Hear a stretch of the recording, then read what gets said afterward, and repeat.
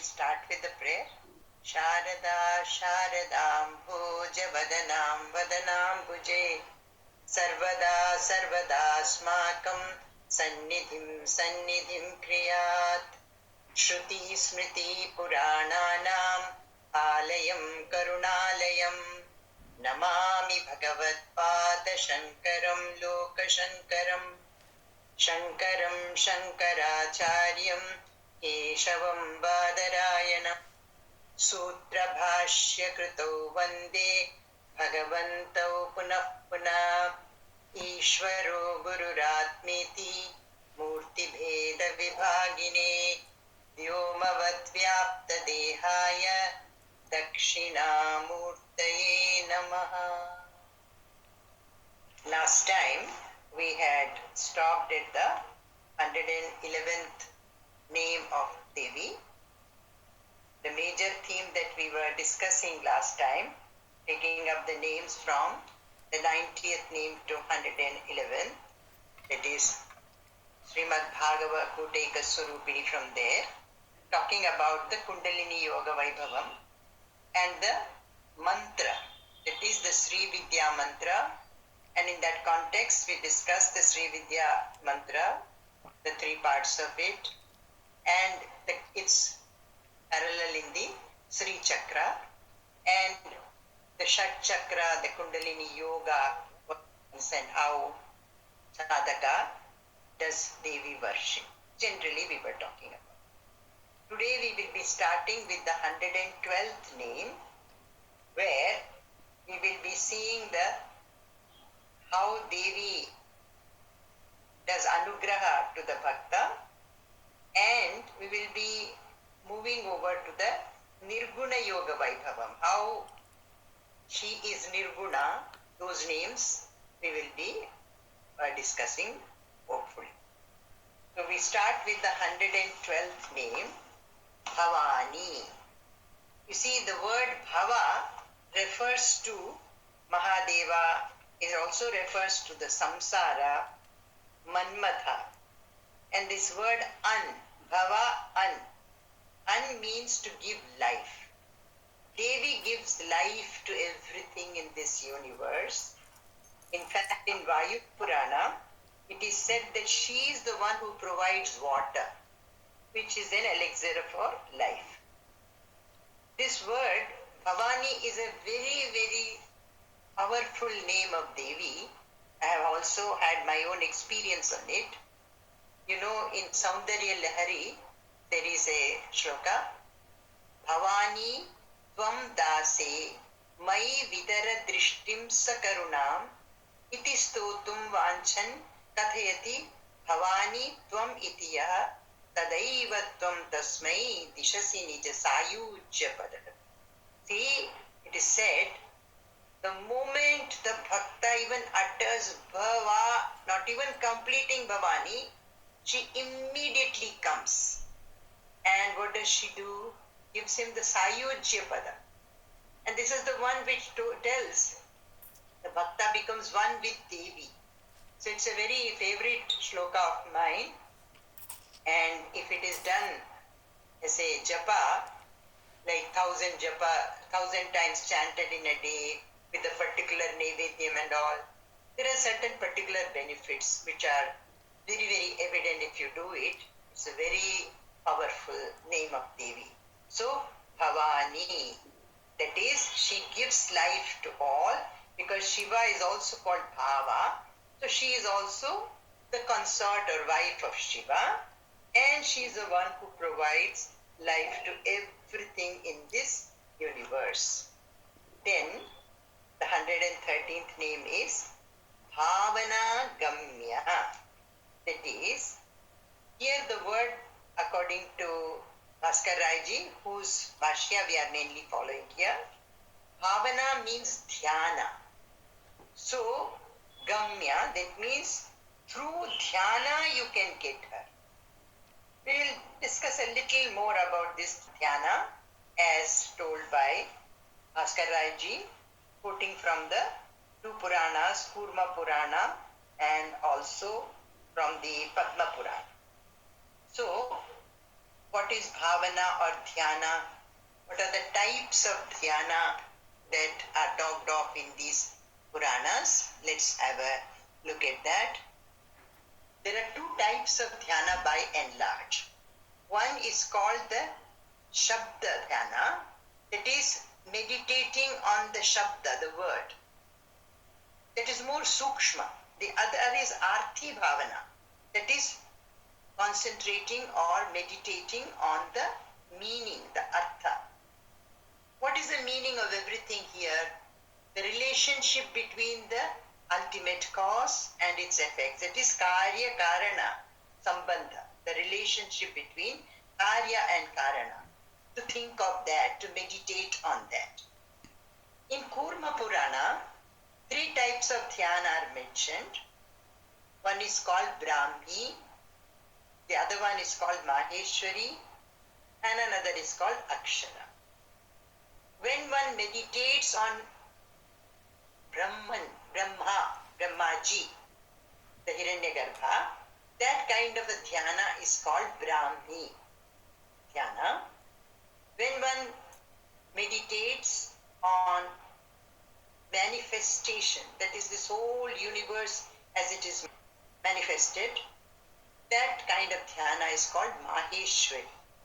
This is how it has been defined in Kurma Purana. And finally, when that Nididhyasana one does on Brahman, Parabrahman, it is called Akshara dhyana. So Brahmi, Maheshwari, Akshara. Very clearly we understand the Akshara is a very subtle form of doing dhyana. Again, there are three states of dhyana even in Kundalini Yoga. These are called Sakala, Sakala Nishkala, and Nishkala. What do they mean? You see, from the Mooladhara up to the Ajna Chakra, when one does dhyana, that is called Sakala dhyana. Then from Indu, that is above the Ajna Chakra, there is something called Indu, and up to Unmani, that is called Sakala Nishkala. Then finally in the Mahabindu, when one meditates, it's called Nishkala, because it is again Aham Brahmasmi only. So these are again three types of dhyana that we hear about in the Kundalini Yoga: Sakala, Sakala Nishkala, and Nishkala. So when one does dhyana, what really happens? The buddhi becomes very transparent. You know, we have discussed this several times, that for self-realization or to realize that Aham Brahmasmi, I am Brahman, the buddhi must be as pure as Brahman. Brahman is very, very pure. There is absolutely no dirt. Nirmala. That means Kama, Krodha, Lobha, Moha is not there. Swachha, Ati Swachha, meaning that it is transparent. Thirdly, it is very, very subtle, Sukshma. Therefore, see, through doing Nishkama Karma, our buddhi becomes Nirmala. But through dhyana, it becomes transparent, Swachha. And when we read the Shastra, buddhi becomes more and more Sukshma. That is why here, like in any worship, in Devi worship also, Upasana, one is made to do meditation or dhyana in different ways so that the buddhi becomes transparent or swachha to be able to get that final tattva. So, this is about bhavana gamya. So, she can be attained through doing dhyana. Now, any of these dhanas, one step by step, one goes higher and higher. So, next name is 114th name, Bhavaranya Kutarika. This bhava, that is this samsara, is like a forest. What happens? You know, in the Bhagavad Gita, in the 15th chapter, it has been explained that the samsara or even this jagat is coming from that mula, that is Brahman.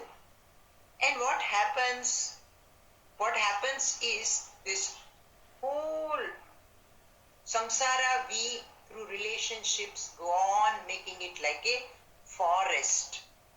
So the Bhava Aranya, she, if you recite her name, she is like a axe through which this Bhava Aranya, the jungle can be, the so-called samsara, forest of samsara can be cut down. You see in the 15th chapter also, the second shloka says, Asangha shastrena dridena chitva. That is, if one becomes detached through asangatvam, one will be able to cut this of samsara. Here, if we take the name of Devi, that itself becomes a axe through which this samsara, forest of samsara goes. Not even one tree, the whole samsara is cut down if we are constantly taking the name of Devi. In the 15th chapter, first and second shloka I was mentioning now from Bhagavad Gita. The Saundarya Lahari shloka number is 22. Bhavani tvam dase mai vidara drishtim sakarunais. So, Bhavaranya Kutharika, her name, chanting her name will help us to cut down the forest of this samsara. What is samsara? Sukha dukkha, me and mine, because of which we have sukha and dukkha. We have understood through Adhyasa Bhashya, this me and mine is absolute illusion, mithya, not the particular person. If I say my son, that becomes mine. That is mithya. But he is Brahman. That doesn't mean he doesn't exist. The boy exists. He's a person existing, an Atma or Parabrahman itself. But when I relate and say my son, then that is mithya, because there is nothing like, because I am connecting it with my body. And you know body is not permanent, and I am not the body, I am the Atma. Therefore, when I have the wrong understanding that I am this body, I make a whole samsara, jungle, like as big as a forest. Therefore, only through the name of Devi, we will be able to cut through the samsara, the forest of samsara. The next name is Bhadra Priya. She always does auspicious things for her bhakta, Mangala. Therefore, she is Bhadra Priya. There is also another interpretation given by Bhaskaraji. There is an elephant, variety of elephant called Bhadra. So she likes that particular type of elephant. You know, I had told you elephant symbolically means the Vishaya. So, in Vishnu Purana, Parabrahman is also called Bhadra.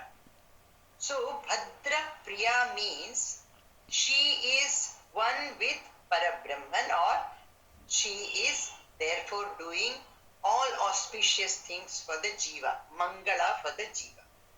Bhadra Murti, she is the Paramatma Swarupa herself. Because we said that there is another meaning for Bhadra, that means Parabrahman. She is Parabrahma Swarupini. Next one, 117th name is Bhakta Saubhagyadayini. You see, we had in Agni Purana, Saubhagya, 8 type of things have been explained as Saubhagya. That is, she will give to her bhakta Saubhagya. What is it? Abhilasha. Their desire and expectations will be fulfilled. She will give them Shakti, energy.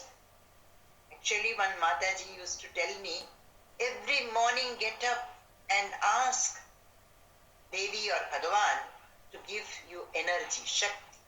So, one who prays to Lalita Devi will get Shakti or energy, Samriddhi, prosperity, will get Yasha, that is fame and reputation, will get Vaibhava, that is grandeur, Parakrama, that is heroism, and and will be like the sun, Surya, and Sahasa, that is courage.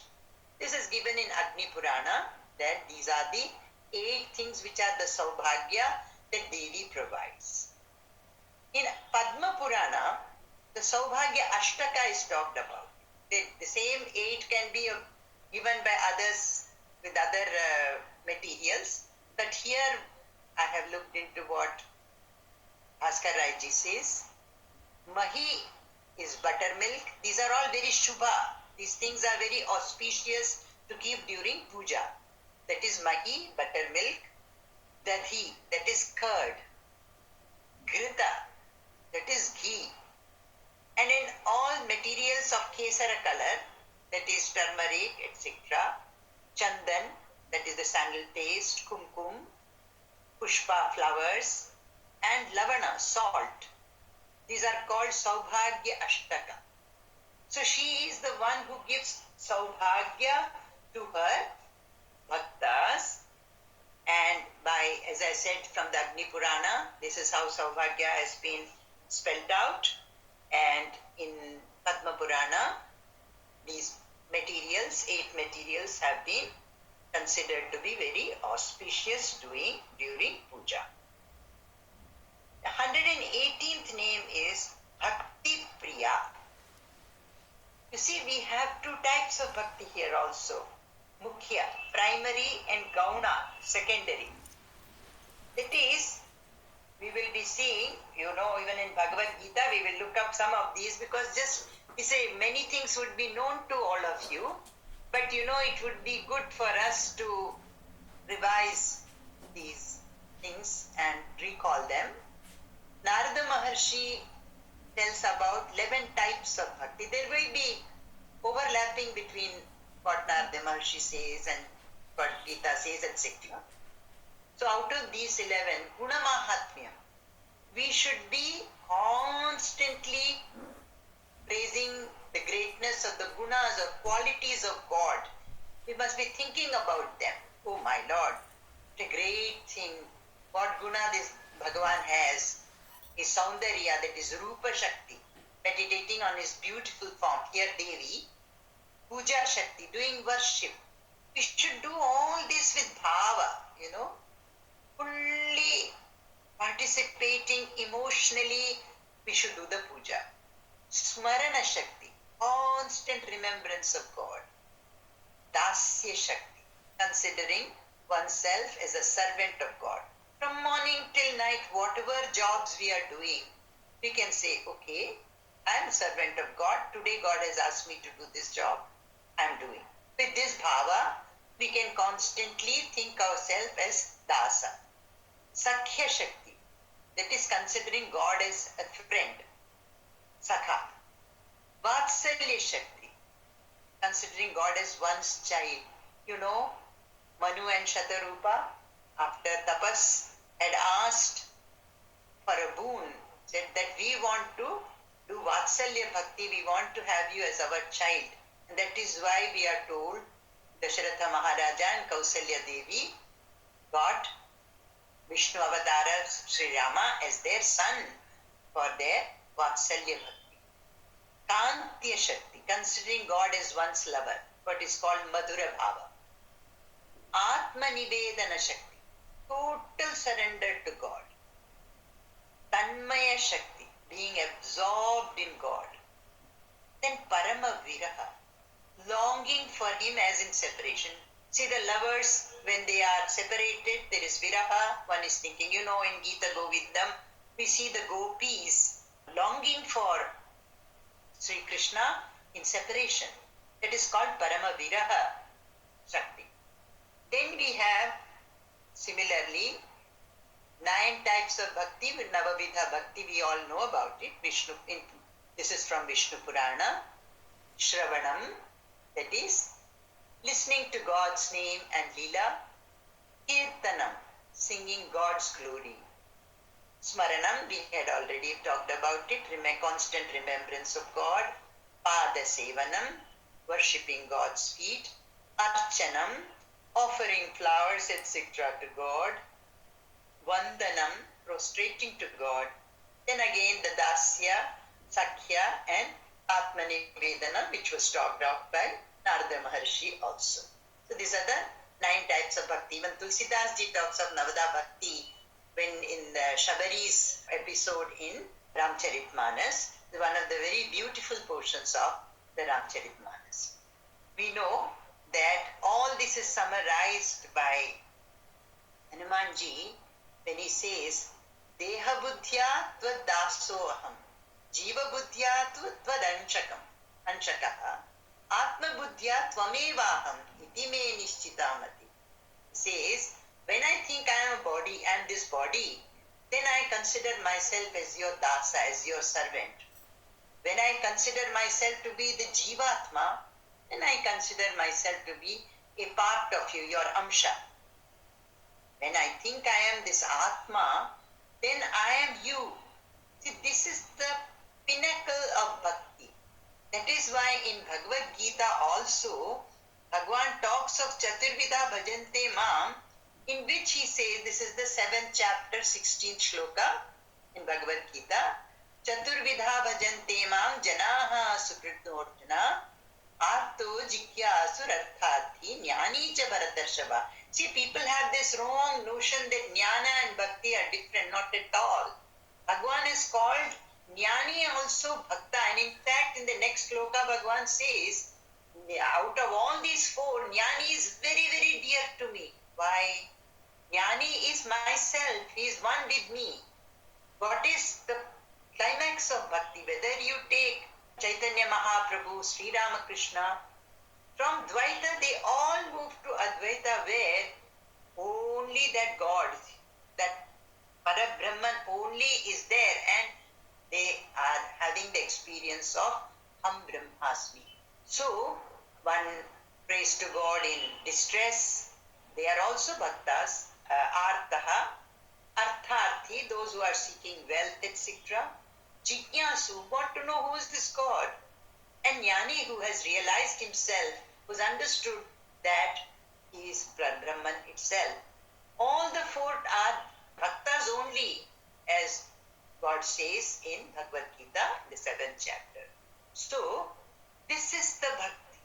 So, in the Devi worship also, we can recite the name of Devi, listen to her names. Many more such things are going to come in some other names that we are going to understand. So she is Bhakti Priya. Anyone who shows bhakti to her in any of this way, even in distress if somebody calls, they are also bhaktas. But the order of the Jnani is highest because is one with that particular God. So, here, Bhakti Priya. Next is Bhakti Gamya. That is only by bhakti one can get her. You see, again I am reminded of the shloka in Bhagavad Gita. You see in the 11th chapter, 54th shloka. Bhaktya tvananyaya shakya aham evam vidho arjuna jnatum drishtum cha tatvena praveshtim cha parantapa. See, after the Vishwarupa Darshana, Arjuna sees and then he is afraid and he says, I want to see you in the human form. Bhagavan comes in the human form, but he tells Arjuna, it is very, very durlabha, very difficult to get this particular darshan of mine which you have had the good fortune to see. And who will have the good fortune of seeing me in this way? Bhaktya anyaya. Continuously one who is thinking of God, he alone will have the privilege of Jnatum, to know him, Drashtum, to see him, and to understand him through the Tattva, Tattvena Praveshtim cha Parantapa. So Bhakti Gamya, that means one obtains Devi only through Ananya Bhakti, that is constantly remembering her and being with her. Bhakti Vashya, she can be only pleased by Bhakti. Through Bhakti only she can be pleased. Vash mein karte hain, we say in Hindi, na? To bring her under your control. Only way is to constantly remember her, that pleases her. Anybody, when we remember them, they get pleased. Devi, Bhagwan, or Devi gets pleased very quickly. Shipra Prasadi, if only we remember. 121st name is Bhaya Paha. That is, she removes all fear. Little time let's spend on this. Again, Bhagavad Gita. What is Arjuna Vishada Yoga? Arjuna was seized by Shoka Moha Bhaya. It's a package. If you have moha, that is attachment, me and mine, you are bound to have fear, bhaya.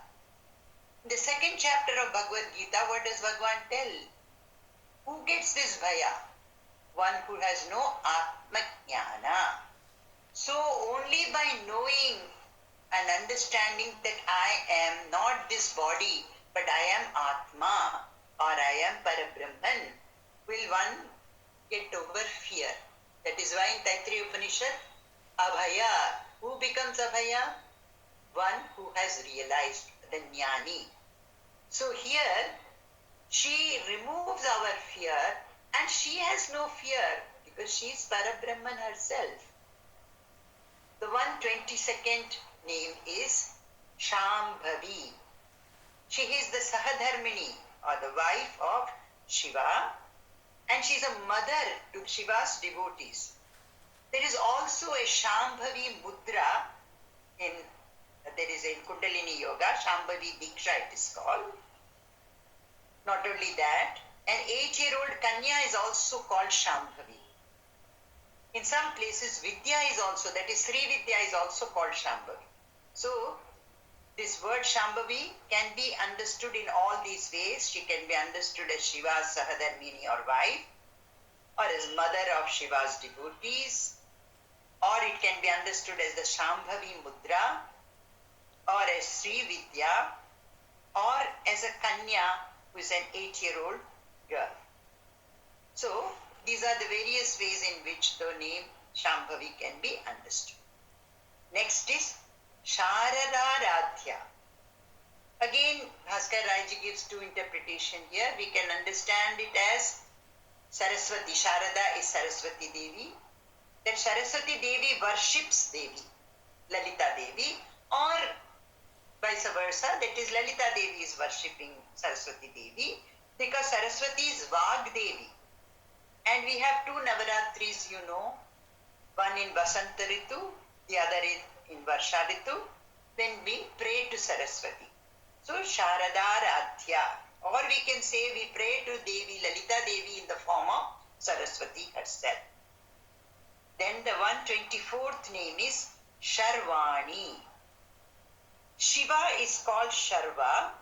You see, Shiva has many names, 8 forms of Shiva. Shiva, Bhairava, Srikantha, Sadashiva, Ishvara, Rudra, Vishnu and Brahma.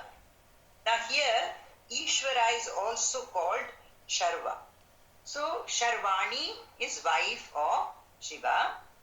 And some places the word Sharva is also taken as Shiva's body. And that is, earth is taken to be Shiva's body. And she is Sharvani or wife of Shiva. Next name is Sharmadayini. Sharma means Sukha.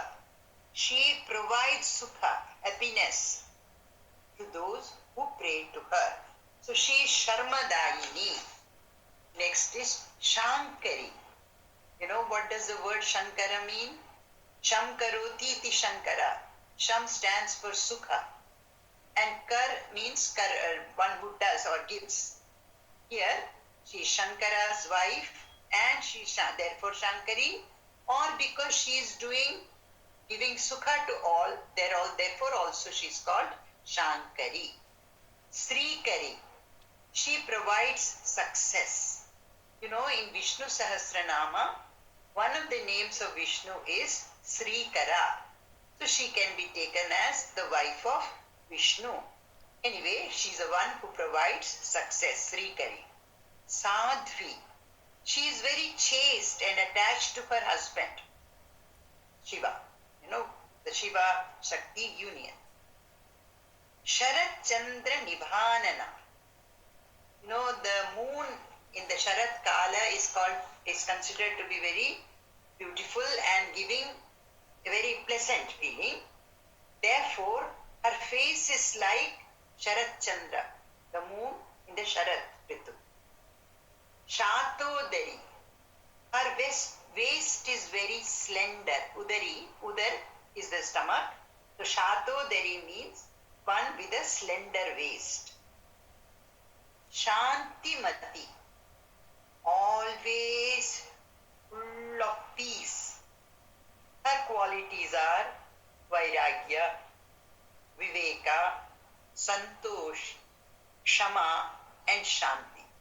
You see, why don't we have peace of mind? Because mind is constantly thinking, Sankalpa Vikalpa. There is no Sankalpa Vikalpa. The same thing will come again in another name of Devi. There is no Sankalpa Vikalpa in her, because that everybody's mind is like in her hand, that Ikshukodanda we had studied earlier. So, therefore, she is always peaceful. Now from 132nd name, all names will be starting with Niradhara, Nishkala, like that. So they are all going to describe what is described about Parabrahman. This is called the Nirguna Yoga Vaibhavam, and Devi as Nirguna is Brahman. So let us just understand what is this Brahman, so that we can understand these names that we are going to now look into. See, Shastra tries to explain about Brahman, which is not available to our senses. We cannot see or hear, or nothing is comparable to Brahman in this world that we compare and understand. So there is no way of knowing it from any pramana, neither pratyaksha pramana nor through anumana. We cannot guess what it is. Upamana pramana, there is nothing to compare it with here. Only through Shastra, Agama pramana only we can understand.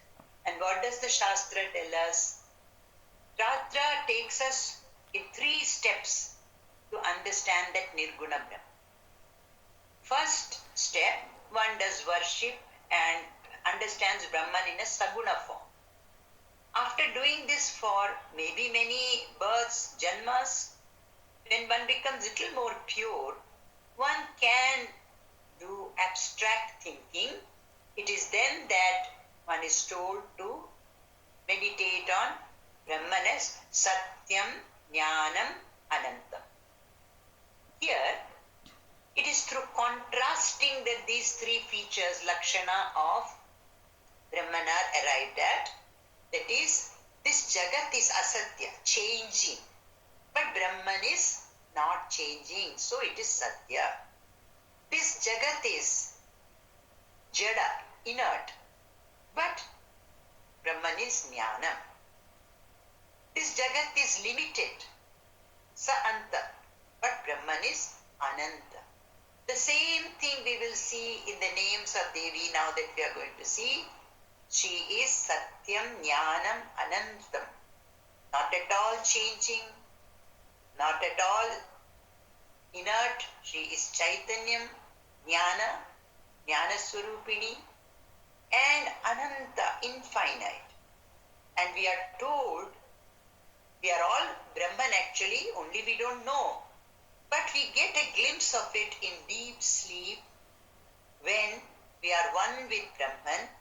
And if you will understand at that time what is happening in deep sleep, there is no change, whether it is I am sleeping in India, sleeping in America, or it is a mosquito which is sleeping, or a lion which is sleeping, or a human being who is sleeping.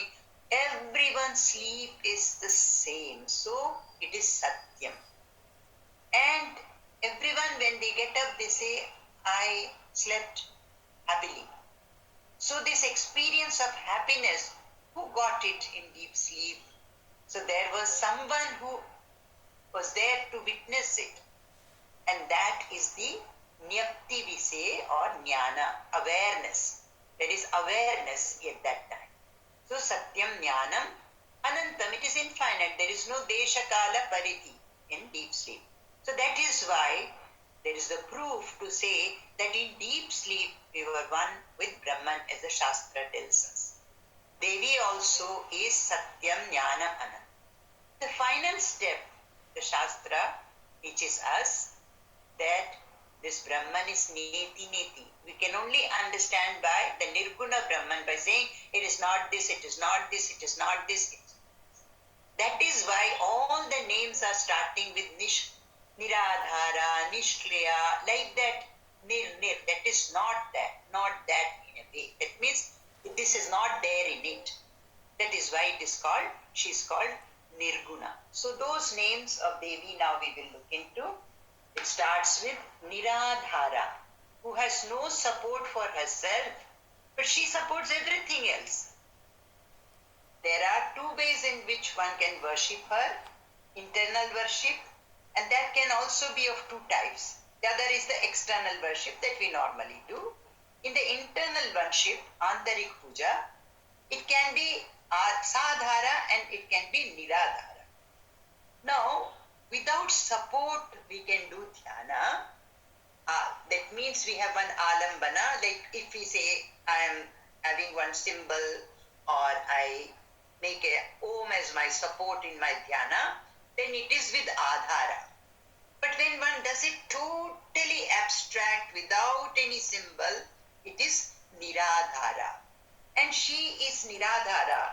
So when one does dhyana on her as the support of all, but she herself needs no support, that kind of dhyana, there is mindlessness, isn't it?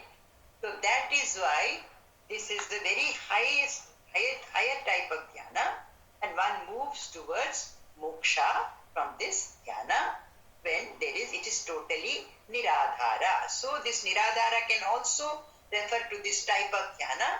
It is also referring to the fact that Devi has no support. She doesn't need any support because she is the support of all. Niranjana. Here, Anjana means the dirt. What is the dirt that is being talked of here?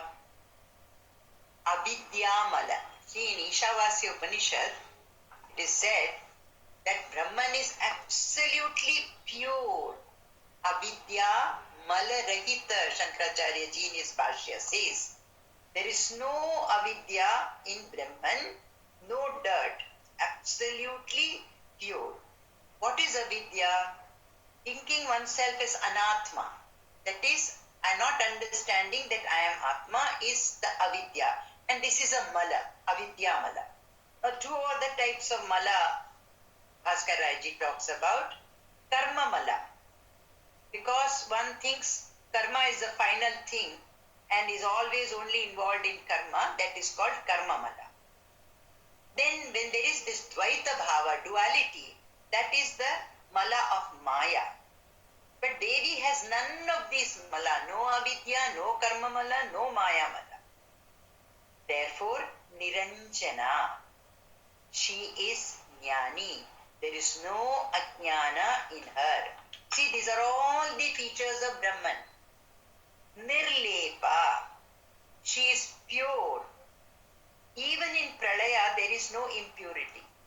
You see, this discussion comes when all, for example, when people are after death, the body is buried or burned, does the earth get defiled?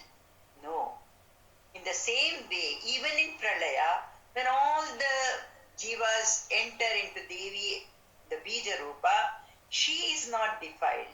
She is absolutely pure. In Bhagavad Gita, Bhagavan says, Namam karmani limpanti. That is, the karma doesn't get, lepan means it doesn't get stuck to me, it doesn't stick. Again in Gita 5th chapter, 10th shloka, you can later see it, 5.10 Bhagavad Gita, Brahmanyadhaya karmani sangam tyaktva karotiya lipyatena sa papena padma patram ivam bhasa. You see, the lotus leaf of the lotus flower, the leaf, if you put water on it, that water is in it remain small balls and just coming away. It doesn't stick to the leaf at all. So that is why this is always given as an example for one who does karma without any attachment. Sangam tyaktva karotiya. Lipyatena sa papena. He does, the papa does not get stuck to him. It doesn't stick to him, just as the water doesn't stick to the leaf of the lotus. So, in the same way, Devi is nirlepa. Nothing sticks to her.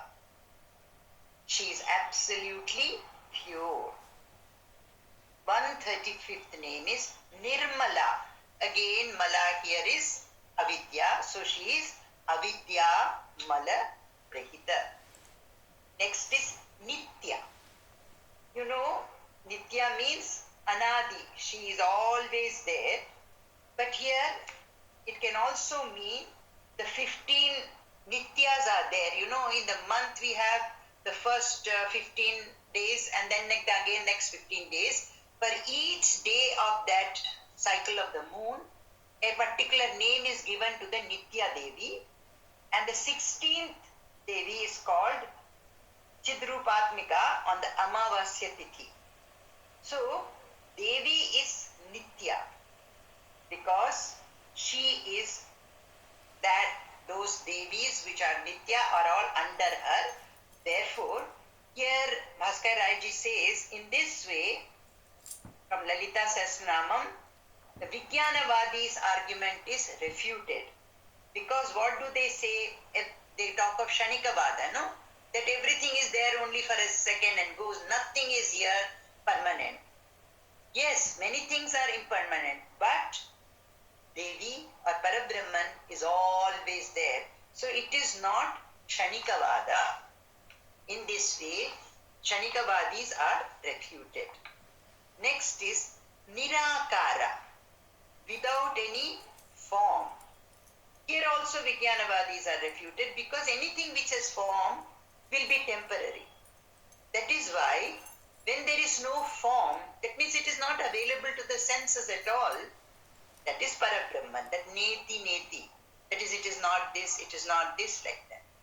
In fact, the form is superimposed on Parabrahman.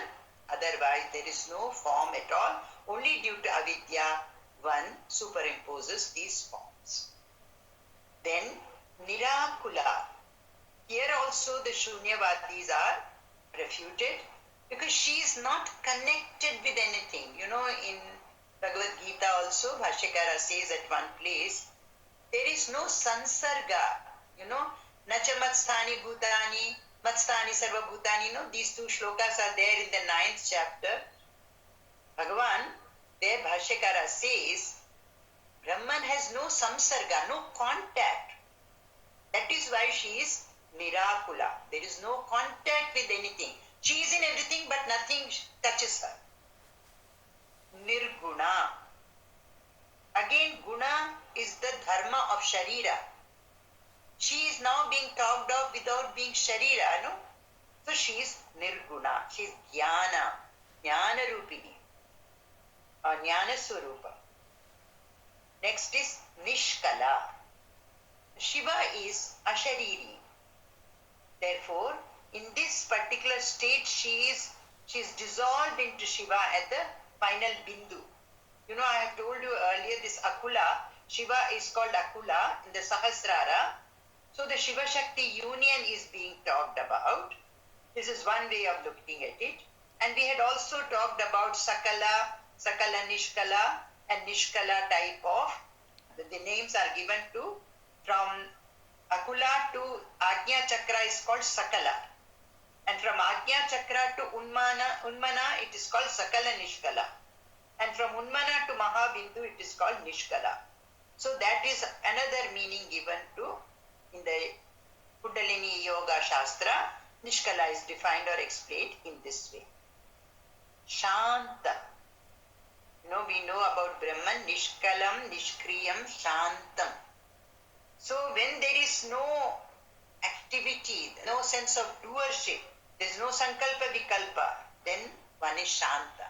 There is none of these in Devi. So she is Shanta. Earlier also we had seen this name Shantimati. Nishkama. She has no desires. Nitya Mukta. She is ever Mukta. That is, she has from Anadikala, she is Mukta. She is not at all bound. Now the 145th name is very important. She is Nirvikara. You know, in the Srishti Kriya that we have studied, we have 23 modifications, no, starting from Avyakta, Makat, Ahankara, Panchatanmatrani and so on. But Atma is Nirvikara. It is not born. Anything that is born will have modification. You know what we call Jayat Asti, Jayate, Vartate, the Shad Vikara. That is not there in her because she is Parabrahman and there is no birth, Aja, not born. Therefore, she is Nirvikara, Nishprapancha. This is also a very important word we should try to understand.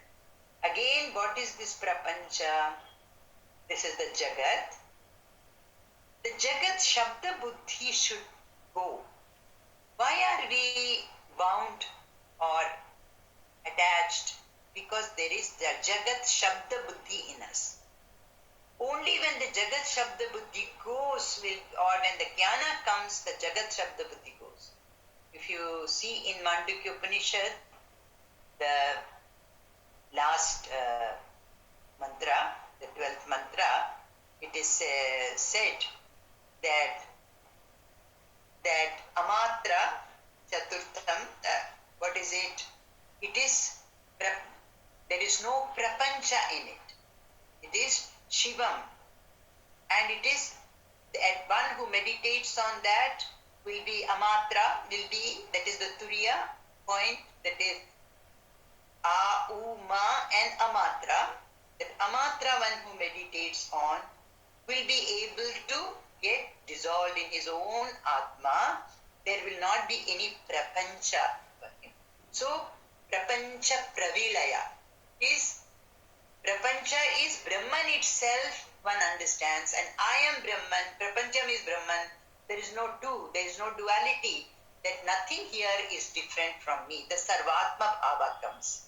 That is why she is Nishprapancha, Nirasraya. You know, what do the Charvaka philosophers say?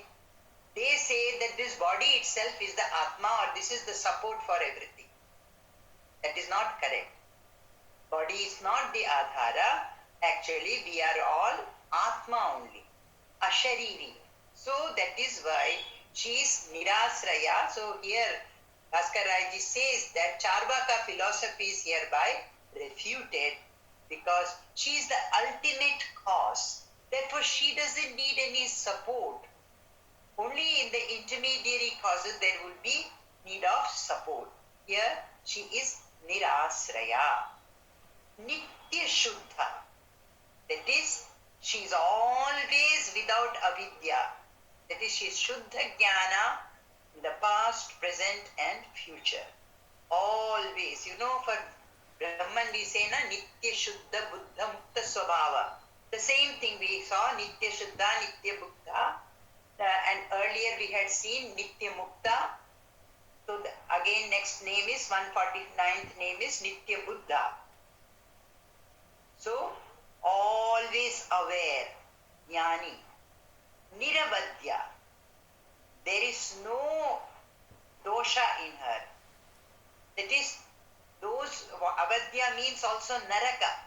One who prays to Devi doesn't go to the naraka or the hell. Then, the next name is Nirantara. You see, in Amar Kosh, Sanskrit, many meanings are given to this word Nirantara. It is also used for beginning, Arambha, time, that is Samaya, Vastra, Dirodhana, Bheda, Cheda, Swa, Anupasthiti, and so on, so on. But here it means there is not an iota of difference, Veda Buddhi in her. We have learned this in Vedanta. Balagramapi, even if as thin as the hair, there is this sense of difference. I and others are different when I understand. Then there is ajnana. There is no trace of that in her. That is why she is nirantara, nishkarana. See, there is no cause for the ultimate cause. What is the meaning of ultimate cause? That it is the cause of everything, but there is no cause for it. That is why she is nishkarana. That Brahman is the final, ultimate cause. There is no other karana for it. Nishkalanka. That is, there is no stain in her. She is absolutely pure. Nirishwara. You see, she is herself Ishwari. There is no need for another Ishwara over her to. Who is Ishwara? Ishi Trishi Vyavara, one who controls the whole universe.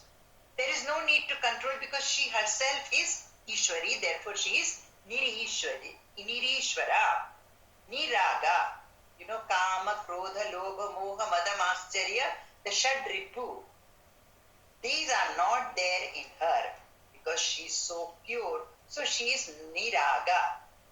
Another meaning given is Nir stands for water, Aga stands for mountain. Water and mountain are also her form. This is what Bhaskaraji says. So she is Niraga. Now, very interestingly, though she has no raga, she has the power to destroy the raga in the devotee, her bhakta. Raga Mathana is the next one. Niraga, Raga Mathana.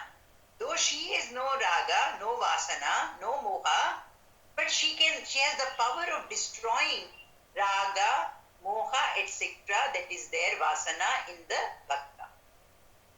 Nirmada.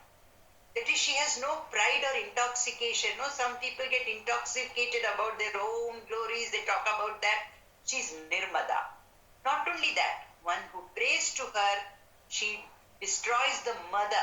That is, this kind of pride in them. Madanashini. Again, Nischinta. She has no, worries. There is no chinta or dukkha. So, Nischinta, Nirahankara. There is no trace of this I-ness. What Sri Ramakrishna says, the small I, which is connected with the body. And because there are no gunas in her, no sattva, rajas, tamas, so she is Nirahankara. Nirmoha. That is, her mind is not at all deluded. But she can destroy the moha in others. That is Moha Nashini. In her devotees, in her bhaktas, whatever, you remember the pasha in her hand, that is the noose. We are supposed to meditate on the noose and pray to her that please remove the moha in me. Nirmama mamata hantri. There is no duality, no mamatva, me and mine. And she has a power to remove the mamata in the devotees. Nishpapa, papanashi. There is no papa in her. In fact, she can destroy the papa of her bhaktas who constantly pray to her. Nishkrodha, krodha shamani. So, krodha is again one of the shadripuno, kama, krodha, lobha, moha, madamatsarya. That is not there in her. None of these vikaras are there in her. But she can remove the krodha. As we said, that ankusha in her hand represents that krodha, and with the help of her ankusha, we can remove the krodha in us. Nirlobha, there is no greed in her, and she destroys the greed that people have, her devotees. We had talked about it, how to get over this lobha in us by doing dana. So, her devotee, by constantly remembering Lalita Devi will see to it that he doesn't have any greed or lobha. Ninsamshaya, and She is one who has no doubt.